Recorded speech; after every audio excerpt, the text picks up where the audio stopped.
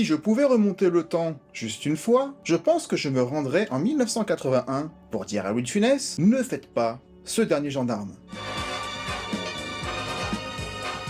Vous allez tout y perdre, un ami, mais également la vie. Car Le Gendarme et les Gendarmettes, c'est le film le plus crépusculaire de tous les temps. Une bavure qui c'est toujours possible. Un film qui n'est pas seulement le début de la fin, c'est carrément le film de la fin de toute une époque. Mais là, on va parler de mort en direct, de mort à l'écran. Car dans ce triste film, nous allons voir mourir quasiment sous nos yeux Louis de Funès, scène après scène, à petit feu. Car l'acteur était dans un état ultra préoccupant durant ce tournage, toujours surveillé par un médecin depuis son attaque en 75, mais tout le monde, Galabru, Jean Sac ou Jean Giraud le réalisateur, était très préoccupé par le fait que du jour au lendemain, on pouvait nous annoncer qu'il était mort dans la nuit. On en était là.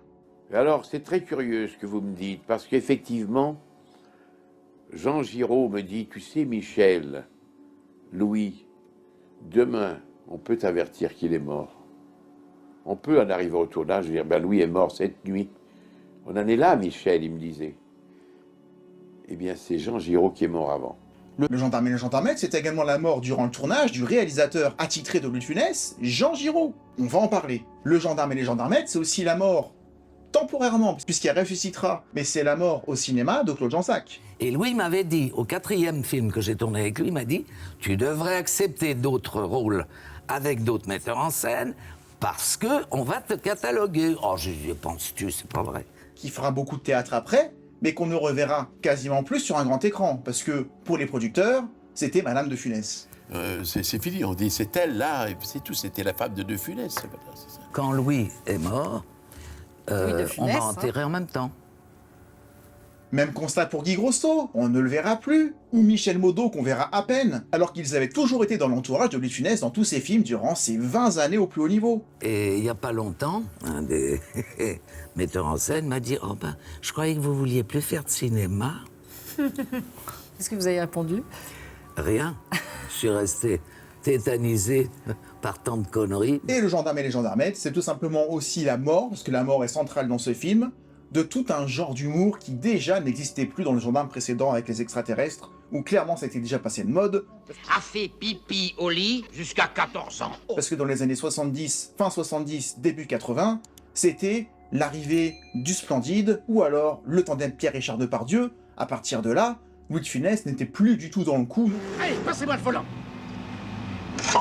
Parce que De Funès n'était plus que l'ombre de lui-même depuis son attaque, et que son comique passait intégralement par son physique, par sa carrure, sa voix, sa silhouette. 2, 3 et 4, 1, 2, 3 et 4, 1, 2, 3 et 4. Vous le comparez aux De Funès en bonne santé, florissant, vous voyez bien, on le voyait, c'était triste.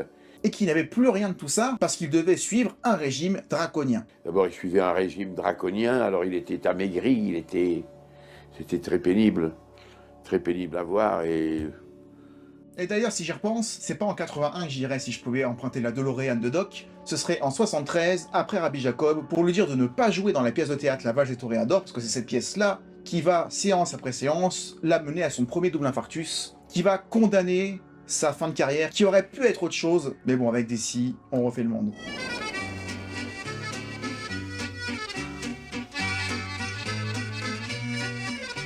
Vous voyez à quel point cette fin de La Soupe aux choux était parfaite pour l'acteur, même si on ne pouvait pas deviner, même si je pense qu'il le savait, qu'il en avait plus pour 10 ans. Mais ce plan de Jean Carmet, de Jacques Villeray et de Louis de Funès qui vont pour Oxo dans la soucoupe, parce que c'est une métaphore de la mort ce plan-là, ce film est beaucoup plus profond, La Soupe aux choux, que ce qu'on peut croire. D'ailleurs, j'en parle dans une vidéo que vous trouverez ici, si vous l'avez pas vue. Mais c'était une fin parfaite. Au lieu de ça, on aura le tournage de l'angoisse.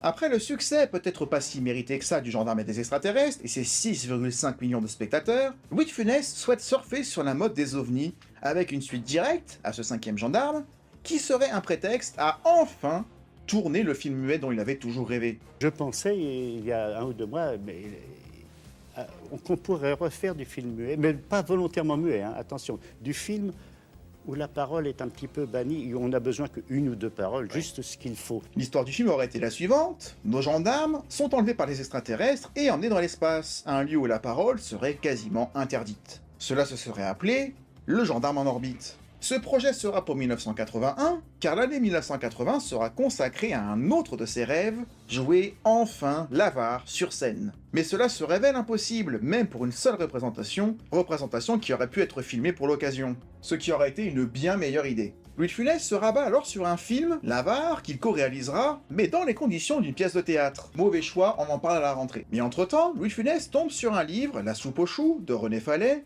qui lui plaît énormément. Ce sera finalement lui son projet de 1981, à la place du gendarme morbide qui sera reporté d'une année en 1982. Mais les résultats ne sont pas là. Ni l'avare, ni la soupe aux choux n'arrivent à rassembler ne serait-ce que la moitié du public qui était présent pour le 5e gendarme, ou pour l'aile ou la cuisse. Il est alors décidé que le projet de Funès en 82 serait toujours un gendarme, afin d'assurer un succès populaire facile, mais il paraissait alors inenvisageable de proposer un 3e film, quasiment coup pour coup, avec encore des ovnis. Mais Louis de Funès est fatigué, et il n'est pas enthousiaste, à un tournage en cette année 82 se sentant particulièrement faible. Mais Jacques Wilfried, qui signera là son dernier scénario, lui aussi, a eu vent de ces femmes formées cette année-là à Fontainebleau, et qui vont intégrer la gendarmerie. Il y voit là le point de départ de ce nouveau volet.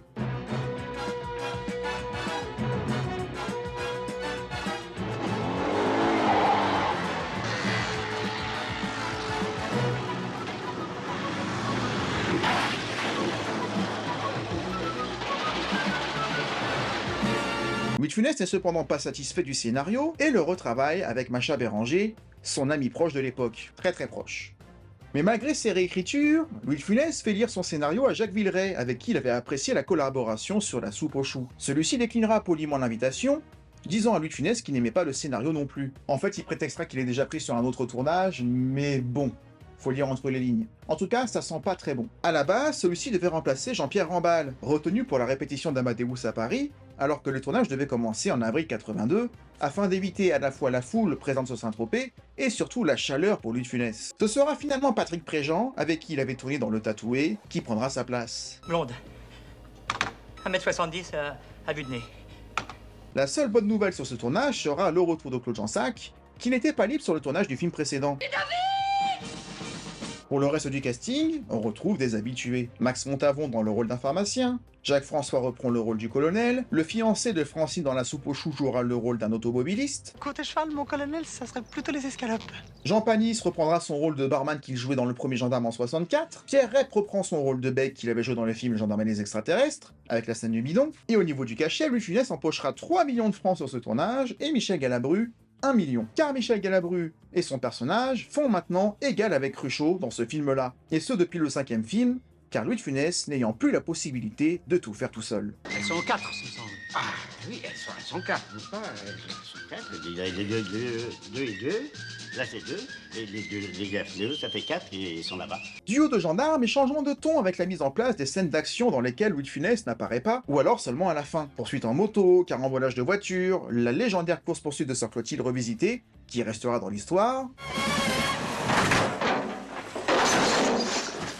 Pas comme le reste du film malheureusement. En tout cas, tout est fait pour ménager Louis de Funès au maximum et faire diversion afin que le film ne soit pas dépendant de lui car il n'en était plus capable. Mais tous les grands de Funès ont été grands parce que lui était grand. Là, c'est pas le cas. Il avait plus rien. Plus aucun jus. Vous savez, quand on nous prenait sur les extraterrestres pour 3 mois, même plus que ça, de septembre à décembre, en place, en disant peut-être qu'on va avoir une idée, il faut les avoir sous la main,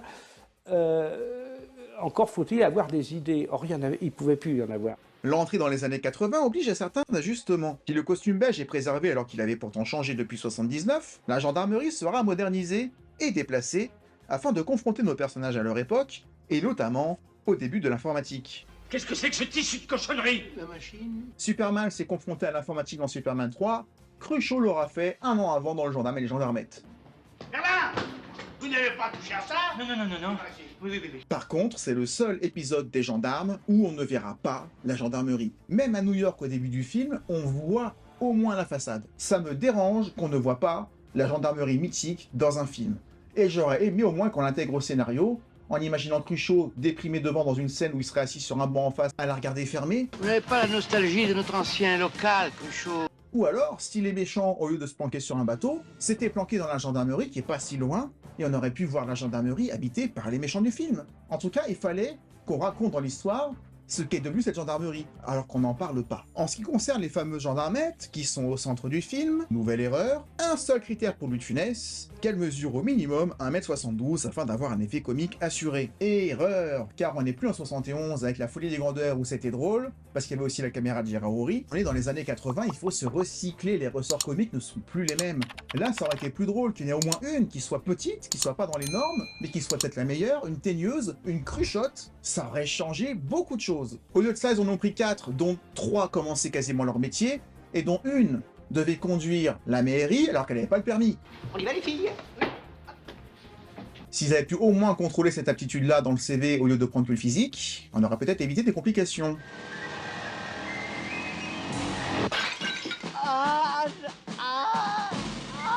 Alors le colonel il rentre, il se dessape et on lui voit les couilles. 82 sortait la même année Le Père Noël est une ordure, ou La Chèvre.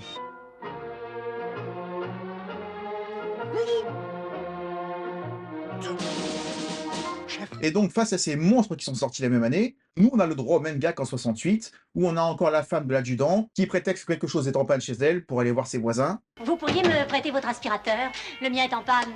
Bien sûr, Germaine. Copier, coller, en moins bon. En tout cas, concernant les gendarmettes, je pense que Maurice Rich avait raison. Si tu avais l'idée de centrer le film sur elle, il fallait 4 bonnes actrices qui pouvaient tenir le film sur leurs épaules, en tout cas avec davantage d'expérience qu'avoir été figurant James Bond Girl sur Moonraker, ce que Cruchot leur fera remarquer sur la plage d'ailleurs. Au passage, Catherine Serre, qui joue l'une des deux qui était dans Moonraker, je pense que c'est la meilleure comédienne des 4. En tout cas, c'est celle qui avait le plus d'expérience en comédie et ça se ressent. Le scénario, à mon avis, et à mon humble avis, je vais vous dire, était trop conçu.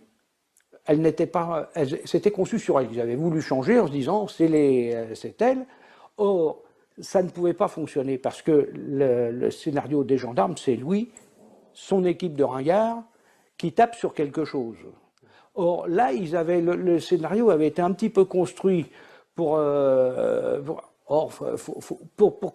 des filles, pour prendre cette place-là, faut Foresti, il faut des bestioles comme ça et des bêtes de théâtre, des bêtes de scène, faut le Mercier, voilà. Bon. Mais en ce qui concerne Sophie Michaud, c'est son premier rôle. Et Babette était là parce qu'elle était encore à l'époque, même si c'était déjà quasiment fini et qu'elle le savait pas encore, la femme de Johnny Hallyday. Le fait de côtoyer de grands comédiens comme Louis de Funès ou Galabru, c'est pas un peu paniquant? Non, parce que je pense sur des êtres qui ont beaucoup de patience et c'est une, si vous voulez, c'est une grande chance d'avoir des comédiens comme ça pour vous aider et pour vous apprendre un petit peu à vous diriger surtout. Sachant qu'ils se sont séparés quasiment pendant le tournage. Ceci dit, belle anecdote, ils avaient loué une maison, Johnny et elle, et ils ont invité Louis de Funès et Michel Galabru à dîner, et Galabru et de Funès ont, paraît-il, fait le show. Johnny était super intimidé par De Funès, qu'il était également, mais apparemment ils ont passé une super soirée, c'est dommage qu'il n'y ait aucune photo de ça. Bien que le tournage débute correctement, Jean Giraud est préoccupé par l'état de son acteur principal, et il en parle avec Michel Galabru. Jean Giraud, pendant ce film, se traînait. Je ne sais pas pourquoi les médecins ne l'ont pas vu. Moi, j'ai rien à dire, je ne suis pas médecin. Mais Jean Giraud se traînait plus que De Funès. Cela n'empêche pas le tournage de la première scène traditionnelle du film, le défilé, toujours tourné en début de tournage alors que la scène arrive toujours à la fin. Jean Giraud souhaitant profiter de la bravade, une fête de tradition provençale afin de profiter de la foule présente, 450 personnes au total, et de la fanfare de Saint-Laurent-du-Var, qui sera utilisée pour le bien du film. Ce qui permet de faire, il faut le reconnaître, un sacré défilé qui a beaucoup plus de figurants d'envergure et d'ambiance que tous les autres. D'ailleurs, je pense que comme c'est la première semaine de tournage, je pense que l'ambiance a été encore plutôt bonne, et on a le droit, je trouve, à la meilleure réplique de Funès dans le film, celle-ci. Vive les femmes gendarmes! Vive les femmes gendarmes! J'ai retrouvé dans l'intonation quasiment le De Funès que j'aimais. Il a réussi à le tenir sur une réplique. Cruchot, si on n'y met pas bon ordre, elles vont nous bouffer! Louis de Funès avait, comme dans les tournages précédents, la contrainte par son médecin et les assurances de ne travailler que 3 jours sur 7, et avec une pause entre le matin et l'après-midi avec une sieste obligatoire qui a été surveillée, et interdiction de tourner de nuit.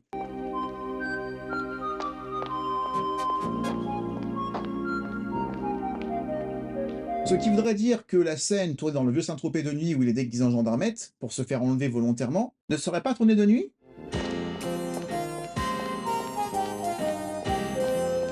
En tout cas, c'est super bien foutu, je ne le vois pas. Ou alors, comme c'est tourné peut-être en avril-mai, peut-être qu'il fait nuit assez tôt à ce moment-là, vers 18 h, et qu'ils ont tourné juste avant 20h. Pour ne pas tourner le soir, entre guillemets. En tout cas, le calendrier est spécial, car tout le monde est plus ou moins à l'arrêt les autres jours, et tout le monde doit être prêt au cas où Louis de Funès aurait trouvé l'idée, car il ne pouvait plus les trouver durant les prises comme il faisait avant, et il les peaufinait entre les scènes, et tout le monde devait être prêt dès que l'idée sortait. Cependant, dès la deuxième semaine, Jean Giraud commence à perdre de l'énergie pour progressivement ne plus se lever de sa chaise. Et, c'est encore plus embêtant, quitte à ne plus déplacer non plus les caméras là où il le fallait. Ce qui peut poser problème car De Funès et Jean Giraud avaient toujours travaillé comme ça, Jean Giraud assurant la partie technique, mais De Funès savait quand même, dans son esprit, où la caméra devait se placer pour avoir la bonne prise pour filmer le gag du bon angle. Mais si il faut amener la caméra au réalisateur et non l'inverse, forcément ça va nuire à l'efficacité des scènes. Et je pense que c'est une grosse partie du problème du film. Il perd ensuite du poids, jour après jour, ce qui laisse imaginer à l'équipe qu'il avait un cancer. Tout le monde était persuadé qu'il avait un cancer. Hein. Je veux dire, l'étonnant, il arrivait, il maigrissait tous les jours. Mais personne ne pensera, ni même le médecin de Louis, qui était pourtant présent, à la tuberculose. Michel Galabru se décidera malgré tout à l'emmener voir un médecin. Malheureusement, la salle est blindée, il ne veut pas attendre et il repart. Ce qui va clairement provoquer sa mort future. L'équipe n'ayant pas le droit de tourner dans la gendarmerie mais seulement à l'extérieur ou dans le patio à l'entrée, celle-ci sera reconstituée au studio de Boulogne, tout comme les intérieurs de l'Albacora, le bateau repère des bandits du film, ce qui implique une deuxième partie de tournage, en région parisienne, en juillet. Une scène a même été supprimée au dernier moment afin d'accélérer le tournage sur Saint-Tropez et passer aux intérieurs. Une scène où les gendarmettes devaient subir le même entraînement par Cruchot pour faire écho à l'entraînement des 6 gendarmes du premier film. Je suis crevée. T'es pas la seule, j'ai même pas la force d'aller me changer pour aller danser. Mais un entraînement cependant beaucoup plus musclé, plus acrobatique, avec du saut à la perche. Les actrices devront être doublées par des cascadeuses, afin de renforcer l'effet comique voulu, comme quoi les gendarmettes étaient physiquement bien plus douées que leurs homologues masculins.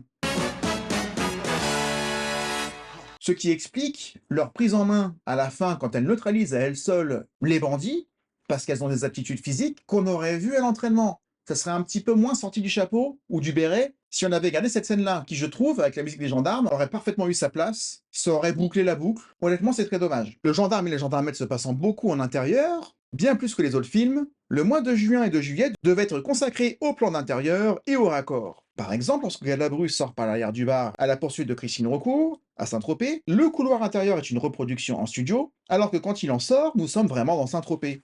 En témoigne l'espace à droite de la porte, que vous allez voir, qui n'est pas le même sur les deux plans. Mais dès leur arrivée à Paris, Jean Giraud est hospitalisé en urgence et il confie le tournage des intérieurs à Tony Aboyance, son assistant réalisateur. Et c'est à ce moment-là que le diagnostic tombe. Tuberculose, à un stade avancé, et c'est très contagieux. Et Michel Modo demande alors à ce que chacun soit dépisté et vacciné. Nous n'étions pas conscients du tout parce qu'il a attrapé la tuberculose pendant le tournage et il en est mort. Et après, toute l'équipe est passée au dépistage, bien sûr, tout le monde. Et une fois au tournage où on a osé annoncer Enfin, j'ai eu le mauvais goût de demander mais il est mort de quoi hein. Et là, les producteurs se sont retirés, puis ils sont revenus au bout d'un moment, on dit il faut que vous alliez faire des radios pour voir si le bacon ne vous a pas sauté dessus. Moi, quand on a appris, parce qu'on ne le savait pas, nous, mais je le voyais, les dernières scènes, il ne pouvait plus bouger. Pour aller de là à vous, il mettait 5 minutes en se tenant. Et quand on a appris qu'il était mort de la tuberculose, comme il nous parlait dans le nez toute la journée, moi j'ai dit au régisseur, moi je veux qu'on nous fasse le vaccin, et puis comment ça s'appelle pour la tuberculose, on vous fait, oh aidez-moi, quand on vous fait une petite incision là, voilà. Et il dit, ah oui, non, je lui dis, bah écoute, c'est bien simple, si on fait pas ça, moi j'arrête de tourner.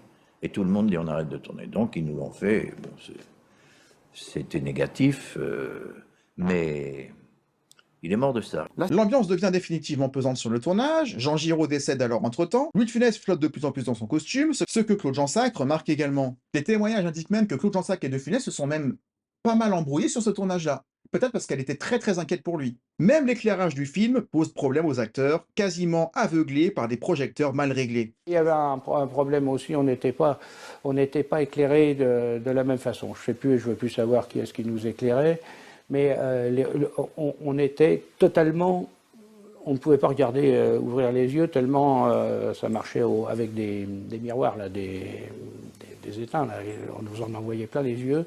Et Louis, qui avait un regard formidable, d'une sincérité effroyable, C'était ça, parce que on en prenait beaucoup trop. J'ai eu ça sur un ou deux films, mais là c'est effrayant quand on est éclairé comme ça. Même le montage du film se fait également dans la douleur.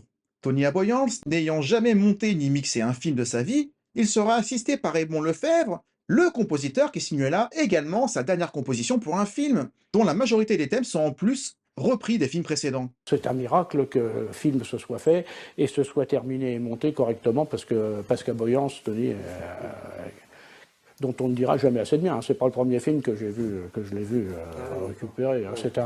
C'était un des plus pointus de Premier Assistant. Honnêtement, même Raymond Lefebvre, qui je trouve a signé d'immenses partitions, d'immenses bandes-son, bandes originales pour De Funès, le fait que ce soit son dernier film aussi, ça fait vraiment beaucoup de dernières fois dans ce film, quoi.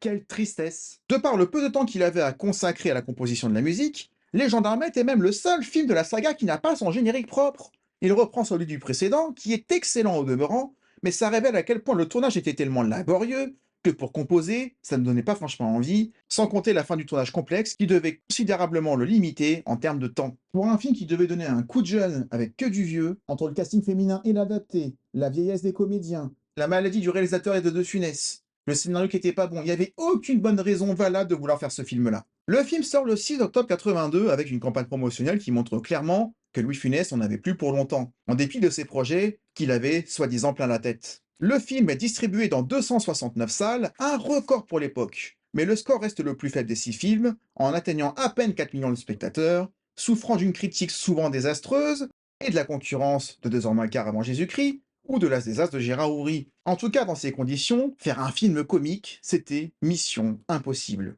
Et balayons tout de suite les mauvaises idées, les idées de mauvais goût du film, notamment autour de Macumba. Je voudrais bien me mettre dans la tête de Jacques Wilfried qui a écrit le scénario en disant « Tiens, puisqu'on va mettre une actrice qui sera noire avec 3 actrices qui seront blanches, si on faisait vivre avec des Cruchot pour qu'il l'imagine en cannibale en train de danser dans une fausse jungle, patte à la main, qui sera très moche d'ailleurs, avec une musique complètement cliché. »